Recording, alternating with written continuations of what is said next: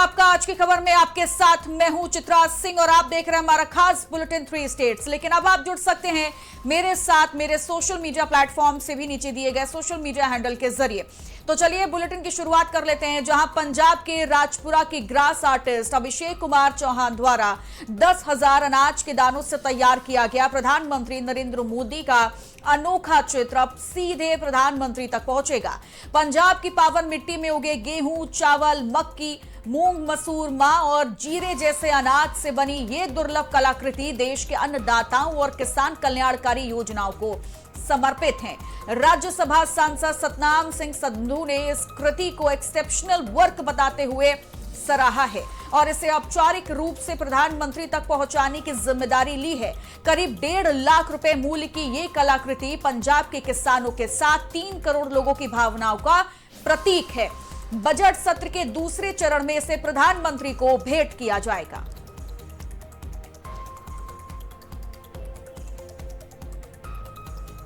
देखो ये जो चित्र है मैं 5 जनवरी 2022 ਦੇ ਵਿੱਚ ਬਣਾਇਆ ਸੀਗਾ। ਉਸ ਵੇਲੇ ਪੰਜਾਬ ਦੇ ਅਲੱਗ-ਅਲੱਗ ਖੇਤਰਾਂ ਵਿੱਚੋਂ ਅਨਾਜ ਲਿੱਤਾ ਗਿਆ ਸੀ ਜਿਹੜਾ ਪੰਜਾਬ ਦੇ ਵਿੱਚ ਉੱਗਦਾ ਤੇ ਉਹਦੇ ਨਾਲ ਆਦਰਨੀय ਪ੍ਰਧਾਨ ਮੰਤਰੀ ਜੀ ਦਾ ਜਿਹੜਾ ਹੈਗਾ ਕਿ ਇੱਕ ਚਿੱਤਰ ਹੈਗਾ ਉਹ ਬਣਾਇਆ ਗਿਆ ਤੇ ਉਸ ਤੋਂ ਬਾਅਦ 4 ਸਾਲ ਤੱਕ ਉਸ ਨੂੰ ਅਸੀਂ ਪ੍ਰੀਜ਼ਰਵ ਕਰਕੇ ਰੱਖਿਆ। ਪ੍ਰੀਜ਼ਰਵ ਕਰਨ ਤੋਂ ਬਾਅਦ ਉਹਨੂੰ ਆਬਜ਼ਰਵੇਸ਼ਨ ਵਿੱਚ ਰੱਖਿਆ ਗਿਆ ਸੀ ਇੰਨੀ ਦੇਰ ਵਾਸਤੇ ਤੇ ਹੁਣ ਰੀਸੈਂਟਲੀ ਕੀ ਹੈ ਕਿ ਉਹ ਆਦਰਨੀय ਪ੍ਰਧਾਨ ਮੰਤਰੀ ਜੀ ਕੋਲ ਜਾ ਰਿਹਾ ਹੈਗਾ। जिला मुख्यालय बिलासपुर में रविवार को प्राथमिक शिक्षक संघ द्वारा अग्रह रैली का आयोजन किया गया, जिसमें बड़ी संख्या में शिक्षकों ने हिस्सा लिया। रैली का नेतृत्व संघ के प्रदेश अध्यक्ष रमेश शर्मा ने किया। रैली का मुख्य उद्देश्य हिमाचल प्रदेश सरकार द्वारा 23 सितंबर 2025 को जारी अधिसूचना का विरोध दर्ज कराना था। इस दौरान रमेश शर्मा ने कहा कि उक्त नोटिफिकेशन से प्राथमिक शिक्षकों, मिड डे मील वर्कर्स और मल्टीटास्क वर्कर्स के अधिकारों पर खतरा मंडरा रहा है। साथ ही डीएलएड और बीएड बेरोजगार अभ्यर्थियों के रोजगार अवसरों पर भी प्रतिकूल प्रभाव पड़ेगा। उन्होंने आरोप लगाया कि ये अधिसूचना प्राथमिक शिक्षा व्यवस्था पर कुठाराघात है और शिक्षा के निजीकरण की दिशा में एक बड़ा कदम साबित हो सकती है।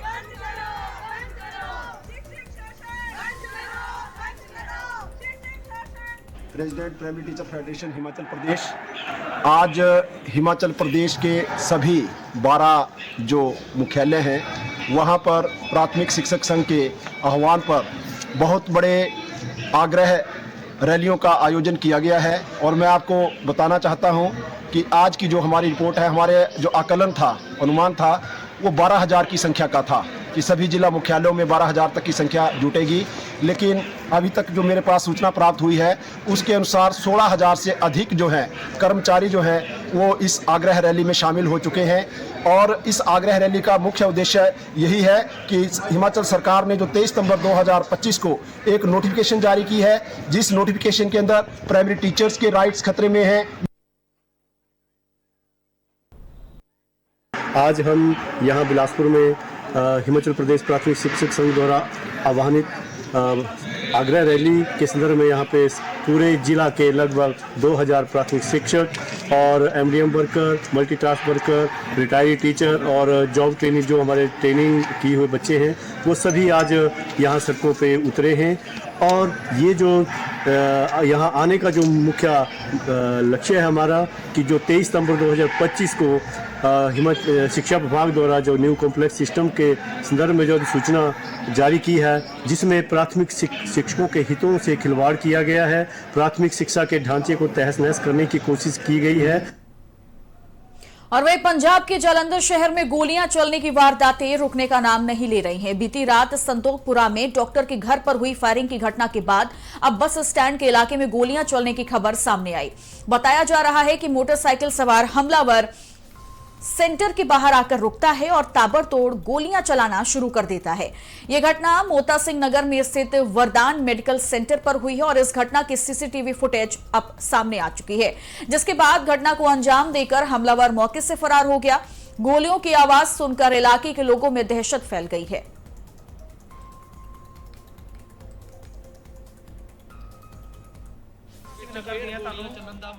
ਬੰਦੇ ਨੇ ਹੈਲਮਟ ਪਾਇਆ ਸੀ, ਉਹਨੇ ਆਣ ਕੇ ਇੱਥੇ ਫਾਇਰਿੰਗ ਕੀਤੀ ਹੈ ਤੇ ਕਰੀਬ 2-3 ਰਾਉਂਡ ਫਾਇਰ ਹੋਏ ਆ ਤੇ ਵਰਦਾਨ ਹਸਪੀਟਲ ਦੇ ਵਿੱਚ ਰੈਜ਼ੀਡੈਂਸੀ ਡਾਕਟਰ ਸਾਹਿਬ ਦੀ ਤੇ ਵਿੱਚ ਹੀ ਇਹਨਾਂ ਦਾ ਹਸਪੀਟਲ ਹੈਗਾ ਆ। सो ये देख रहे तफ्तीश चाटी स्टार्ट हो गई है, एफआई लॉन्च कर लगे सी, एफआई लॉन्च करके जो फर्दर जो सामने आऊंगा करांगे। फरीदाबाद के एजुकेटर क्लब द्वारा होली के पावन अवसर पर फूलों की होली का भव्य एवं आकर्षक आयोजन किया गया। कार्यक्रम में शहर के एसडीएम, शिक्षाविदों और समाज सेवियों ने उत्साहपूर्वक हिस्सा लिया और एक दूसरे को फूलों की पंखुड़ियां लगाकर प्रेम, सौहार्द और भाईचारे का संदेश भी दिया।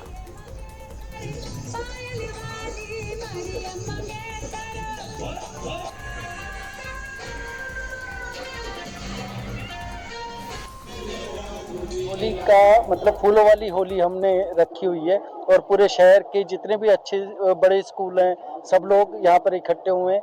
एक मिलना जुलना हो जाता है सबसे, तो वो उसके लिए सब लोग इकट्ठे हुए हैं। मैं आप सभी को होली की हार्दिक शुभकामनाएं देता हूं। साथ के साथ ये आशा करता हूं कि आने वाली होली आप सभी के लिए खुशियां लेके आए। ये एक ऐसा त्योहार है जहां पे सभी अपने गिले शिकवे खत्म करके एक अपना मिलकर होली मनाते हैं। तो एजुकेटर क्लब के प्रधान रमेश डागर जी ने एक सभी एजुकेशनिस्ट को ऐसा प्लेटफॉर्म प्रोवाइड करा है। पूर्व केंद्रीय मंत्री चौधरी वीरेंद्र सिंह कैथल पहुंचे, जहां उन्होंने सद्भाव यात्रा की तैयारियों को लेकर आयोजित बैठक में हिस्सा लिया। यह सद्भाव यात्रा कांग्रेस के वरिष्ठ नेता और पूर्व सांसद बृजेंद्र सिंह के नेतृत्व में निकाली जा रही है।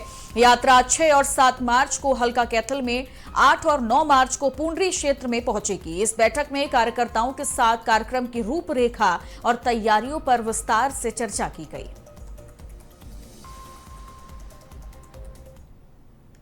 ये हमारा 58वां विधानसभा क्षेत्र होगा, जिससे कि 5वें चरण का जो हमारा 15 कॉन्स्टिट्यूंसियों में जाएंगे हम, उसमें 5वें चरण का ये पहला विधानसभा क्षेत्र है। फरीदाबाद में एक मकान की 2 रजिस्ट्रियां कराने और लाखों की धोखाधड़ी के आरोप में पूर्व विधायक चंदर भाटिया, तत्कालीन तहसीलदार बड़खल के साथ 5 लोगों पर मुकदमा दर्ज हुआ है। वायुसेना के पूर्व कर्मी रोहित अरोड़ा ने शिकायत की थी कि उन्होंने जून में मकान खरीदा, जिसकी रजिस्ट्री 13 जून को हुई। आरोप है कि उसी मकान की दूसरी रजिस्ट्री 20 नवंबर को कर दी गई। आर्थिक अपराध शाखा की जांच के बाद यह कार्रवाई हुई है। 5 महीने पहले मेरे पास आए और उन्होंने अपनी सारी प्रॉब्लम को मुझे बताया। जो इश्यूज थे, इश्यूज क्या थे कि एक प्रॉपर्टी थी जिसके आगे आज हम खड़े हैं, 1/16 तरुण तलवार, सोनम तलवार के नाम बोल रही है बोर्ड में। बताती हूँ आपको, ये प्रॉपर्टी रोहित अरोड़ा, अच्छा, इसने काजल वर्मा से ये प्रॉपर्टी की रजिस्ट्री 13/6/2024 में ऑन पेपर सब कुछ ये करी थी। और उसके बाद ये प्रॉपर्टी का जो डीलिंग हुई थी वो मनोज जी के थ्रू हुई थी। मनोज जी डीलर हैं इस प्रॉपर्टी के। इनके थ्रू 13/6 को ये प्रॉपर्टी की रजिस्ट्री हुई थी कोर्ट में, जिसके सारे पेपर्स हमारे पास हैं। सिद्धू मूसेवाला कत्ल मामले में एक नई कहानी पहल सामने आई है। लॉरेंस बिश्नोई के भांजे अनमोल बिश्नोई की गिरफ्तारी को लेकर उसके वकील ने मानसा अदालत में आवेदन दायर किया। आवेदन में यह मांग की गई कि अनमोल बिश्नोई को गिरफ्तार कर प्रोटेक्शन वारंट पर पंजाब लाया जाए, ताकि मामले में आगे की कार्रवाई की जा सके। जहां फरीदाबाद में हथियार के बल पर 5 से 7 लाख की लूट का मामला सामने आया, जहां से 4 अज्ञात बदमाशों ने घर में घुसकर हथियारों के बल पर सो रहे परिवार को बंधक बना लिया। लूट की घटना को अंजाम दिया गया। घटना की जानकारी मिलते ही स्थानीय थाना पुलिस मौके पर पहुंची और जांच पड़ताल शुरू की।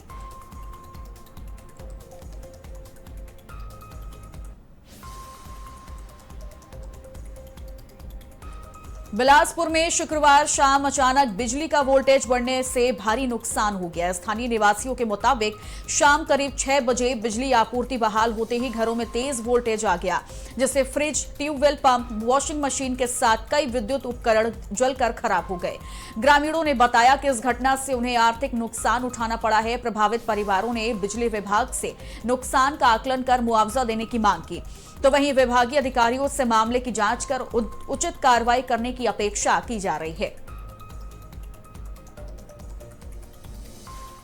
पता लगा सूत्रों से कि यहाँ पर जो लाइट की समस्या थी सिंगल फेज की, वो कई वर्षों से जो है यहाँ स्थानीय निवासी उठा रहे थे, लेकिन विभाग ने कहा, पहले पिछले साल भी कहा कि इस साल आपका काम हो जाएगा।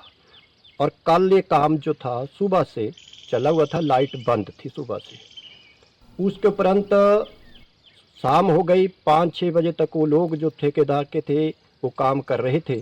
उसके उपरंत जैसे ही शाम के लगभग 6 बजे लाइट चालू की गई तो इलाके के बहुत सारे लोगों के, जिसमें हमारा भी जो था सामान, जो इलेक्ट्रॉनिक सामान था, जैसे हमारे फ्रिज, हमारे इसके हीटर, हमारे दूसरे जो टुल्लू पंप छोटे लगाए गए थे पानी उठाने के लिए, वो फ्रिज और वॉशिंग मशीनें, LED, ये सब जल करके जो थी वो राख हो गई।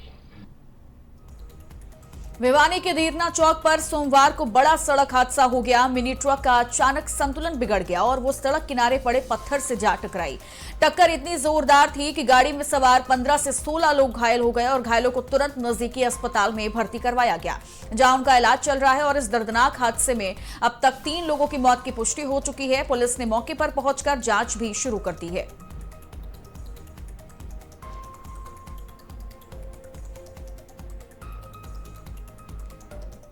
हम जा रहे थे इधर, क्या नाम है, अपने कालूवाड़ा जा रहे थे, कई मुकान में जा रहे थे, और हमारे आगे ये छोटा हाथी जा रहा था, किड़ंगा गांव से था, और इनका अनबैलेंस होने के कारण एक्सीडेंट हो गया।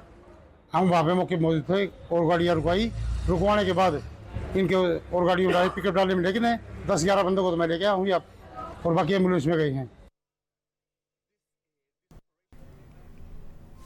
अमृतसर बाईपास पर शनिवार को एक भीषण सड़क हादसा हो गया, जहां एक डंपर के नीचे 3 गाड़ियां आ गईं।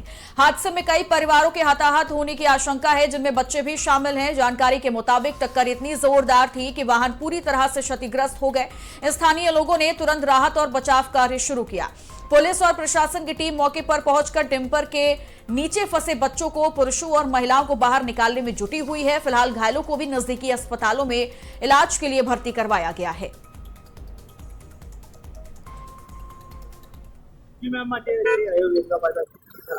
एक्चुअली करीब 12:30 ਵਜੇ ਦੀ ਗੱਲ ਆ। ਇੱਕ ਇਨਫੋਰਮੇਸ਼ਨ ਆਈ ਸੀ ਕਿ ਜਿਹੜਾ ਵੈਸਟਰਨ ਵਿਲਾ ਹੈਗਾ, ਇਹਦੇ ਕੋਲੇ ਕੋਈ ਜਿਹੜਾ ਵਾ ਉਹ ਐਕਸੀਡੈਂਟ ਟਿੱਪਰ ਦੇ ਨਾਲ ਜਿਹੜਾ ਹੋਇਆ ਵਾ।